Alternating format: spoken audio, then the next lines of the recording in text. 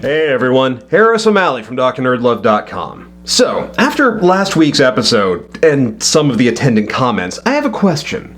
How well do you actually understand women? Now, I'm being serious here. A lot of the advice that's out there starts from the position that women are the mysterious other. And this isn't new. The joke that men need a female to English dictionary is basically an antique. And of course, there are people who are going to set themselves up as experts on the unknowable female brain and how to manipulate it to your own ends in ways that work about as well as you might expect. If you're looking for advice on dating women, this is something that you're gonna see pretty much all the time. It's a goddamn deluge of advice predicated on the idea that women are strange, mercurial beings, somewhere between a foreign species and an impenetrable secret society of Machiavellian manipulators with their own secret codes, and it takes a lifetime of study to truly understand them. But don't worry, because this guy will sell you his secrets in a rant-filled series of videos stuffed with ads for brain power pills. Take a quick stroll around YouTube and you'll find advice about hacking women's minds, decoding their secret languages, how to trigger their sexual instincts. Pretty much anything except,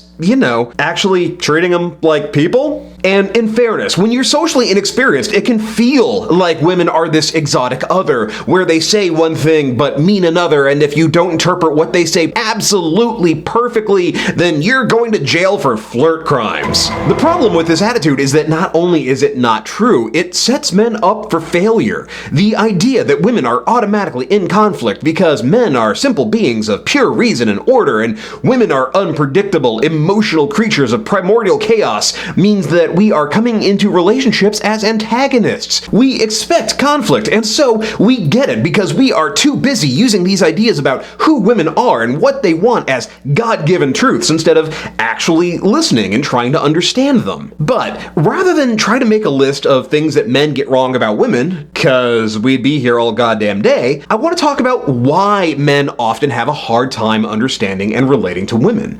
And this is important because if you want to be socially successful, you have to be able to understand women and to relate to them.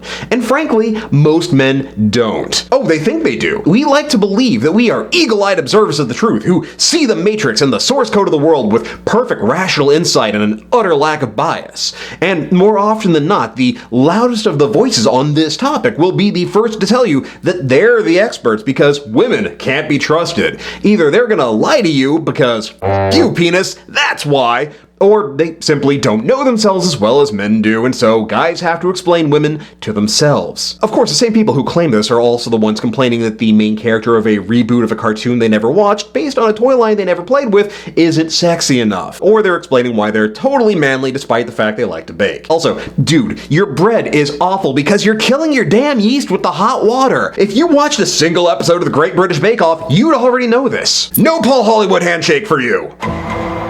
The thing is, it's all bullshit. This is just the illusion of asymmetric insight, convincing us that we completely understand others while they have no idea what's going on in our heads.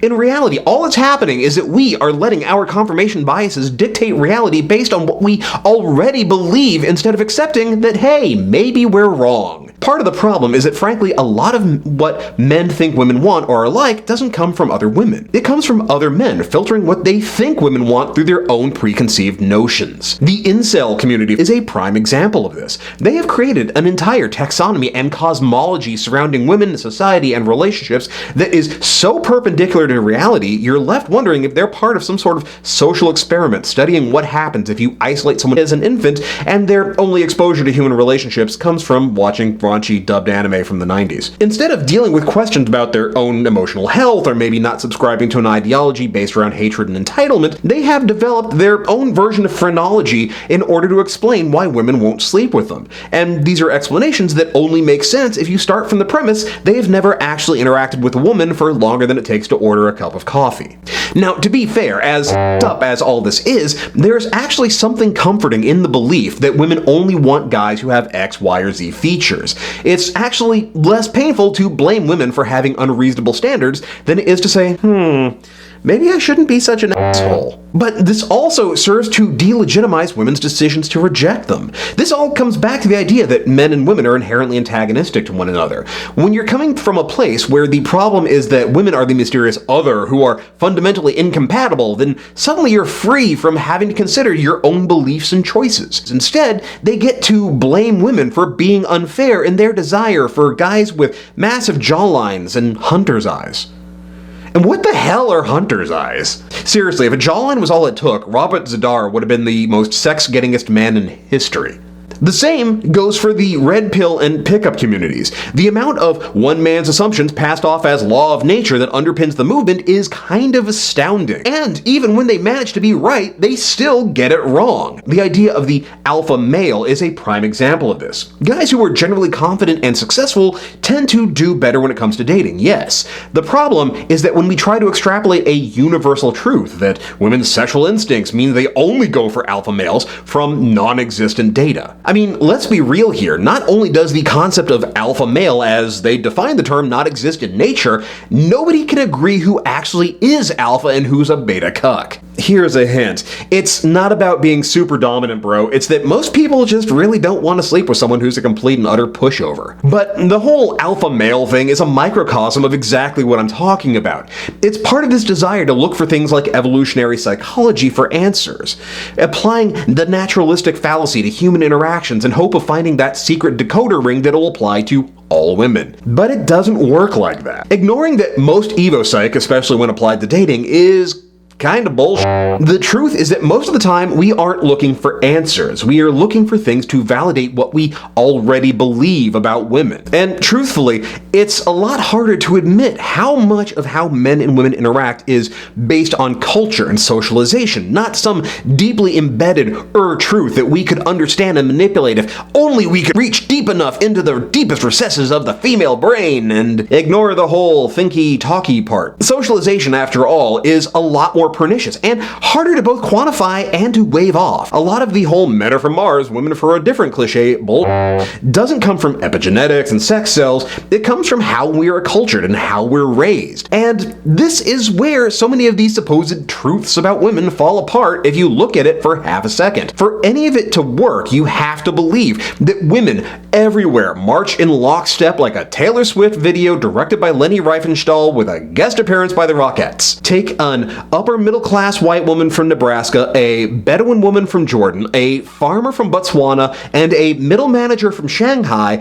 and you're going to have 4 women who express femininity and traditional female behavior extremely differently. Though honestly, you don't even have to compare people from different countries. You're going to get radical differences across class and race. Yeah, there will be commonalities. That's always going to happen with shared cultural and social histories. But the differences are going to be far more pronounced. But that socialization is precisely why there are so many supposed differences in men and women. We are raised in ways to conform and confirm social biases about gender. It's a self-perpetuating cycle of continuous reinforcement. Boys are supposed to be aggressive, STEM-minded go-getters and early adopters, so we raise them to be that way, while women are supposed to be more passive and emotionally aware, so they're taught accordingly, while guys are taught that emotions are girly and weak. As a result, we end up with men who are cut off from their emotions and who fear emotional intimacy as much as they crave it. We take it as gospel writ that it has always been this way, ignoring the outside forces that affect these roles and beliefs. Men are more represented in programming and engineering and science because historically, women weren't allowed into the hard sciences. They have fewer networks and fewer mentors when they aren't actively being discouraged from trying in the first place. We just see it as women don't science because we are so used to a system designed by men for men that has no place for women in it. Similarly, video games are a boys' thing, not because girls don't like video games, but because ad executives in the 90s decided that market segmentation was easier and chose to focus on a male customer base. We are taught that women aren't into games without understanding that they are a market that was actively ignored for decades despite their continuing presence. And that same outlook dictates how men and women socialize and why we have such a hard time communicating with one another. One of of the most common cliches about how women communicate is the idea that women will say one thing and mean another. She's upset, her husband or her boyfriend asks if anything's wrong, and she says fine, even though she's clearly not. This doesn't happen out of some pernicious desire to punish men for not being mind readers. It's because women are taught, even now, not to express themselves openly and honestly. They're taught to not make as much of a fuss, to go along to get along, to not take up space, or to make space for themselves. Men, on the other hand, get socialized to be doers. We are taught that our value isn't in our compassion or our empathy, it's in our ability to do or to fix things. So when our wives or girlfriends come to us with a problem, we offer solutions. And then we get confused when they seem to be irritated with us for doing so. But this isn't some emotional bait and switch or head game, it's that women aren't looking for an answer. More often than not, they already know what they need to do. They're looking for a sympathetic ear, to someone who's going to let them vent and get the frustration out before they knuckle down and do the work. And honestly, it doesn't help that so much of what we think about women and what they want comes from pop culture. As much as we all like to insist that the media we consume doesn't affect what or how we think, the truth is that media is both a reflection of our beliefs and an amplifier. Media is in a very real way our barometer for what is or isn't acceptable. It illustrates both what our current attitudes are and tells us how we should feel about them, especially when we see the protagonists doing the things that we believe. We see the same tropes and beliefs about women played out over and over again in sitcoms, in dramas, procedurals, and movies, reaffirming and amplifying our ideas about what relationships should look like, how men should act, and what women are supposed to be like. And even shows with female leads tend to be written and run by men. Those female characters are almost always coming to us filtered through the eyes and expectations of men. I mean, just off the top of your head, how many female showrunners can you name? Especially ones that aren't Shonda Rhimes. Jonathan McIntosh's pop culture detective series covers a lot of these tropes in great detail, and you should all check it out, but the short version is that our pop culture teaches us that rape is fine, that stalking is love, and that misogyny is great, especially when it's being tossed about by a bunch of dudes who we are supposed to see as pathetic, harmless sad sacks.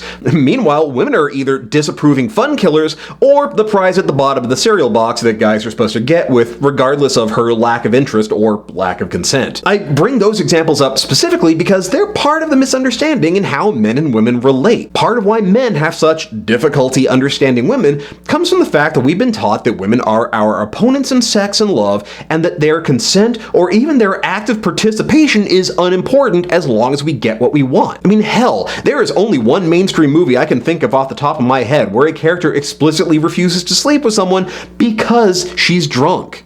Kiss me. I can't, darling. Why not? Because you're drunk. It's not right. Honestly, it gets extra points for being one of the most sexed up characters in Western cinema who finally says, no, let's wait until you're sober. Can't imagine why that might be relevant right now. Now, look, I know this seems like a lot to digest, and it doesn't seem at first like it's useful dating advice. But here's the thing. Even if we leave out the part where it's great to not be an asshole, the reason why this is important is because the most successful lovers aren't the ones who know all the tricks or who have secret seduction formulas. They're not the richest, the handsomest, or the ones with the most displays of higher value. They're the ones who actually listen. They're the ones who question their own assumptions, who pay attention to women, who practice empathy and compassion. They're the ones who reject the bull that insists that this is an us versus them situation, or that men or women are inherently antagonistic. They're the ones that women feel comfortable around, and more importantly, they feel safe. They're the ones who aren't coming to relationships with a chip on their shoulder, ready to pick fights that don't need to happen. Gentlemen, trust me, dating and relationships become so much easier when you stop assuming that you know everything about everyone. Once you let go of your assumptions and accept people as they actually are, practice understanding, practice empathy, the more that you will find that you can relate to women and the more that women will actually like you. Because otherwise, all you're doing is getting in your own way. Hey, thanks for checking out the latest video. So, you've heard my advice, and now I want to hear from you. Tell me some of the lessons that you've learned about dating over time. Share your story in the comments. I can't wait to read them. And hey, if you have a short dating question or a topic you'd like to hear more about on here, let me know. You can share that in the comments as well, or send that to me at doc@drnerdlove.com and put "for YouTube" in the subject. Meanwhile, if you want to get better at getting numbers and turning those numbers into actual dates, then check out my newest book, I Got Her Number, Now What? This is your all-purpose guide to testing for success, and it is going to turn your phone into a date ATM. Links to buy it are in the show notes. And if you do check it out, be sure to do me a huge favor and rate and review it on Amazon and Goodreads. If you're digging the series, then you already know what to do. Hit that thumbs up, let me know, be sure to share it with all your friends. If you are really enjoying these videos, if you feel like you're getting a lot out of it, if it's really helping, and you'd like to support the channel, then consider becoming a patron at patreon.com/DrNerdLove. Even $1 is a huge help, and like I say every week, I can't do this without the help of my patrons, so thank you all so very much. Your support means everything to me. Meanwhile, you can follow me on Twitter at DrNerdLove. You can keep up with the latest news by joining the official Facebook page at facebook.com/DrNerdLove. And as always, hit that logo to subscribe, check out my other videos, and I will see you here next time with more about love, sex, and dating. Later.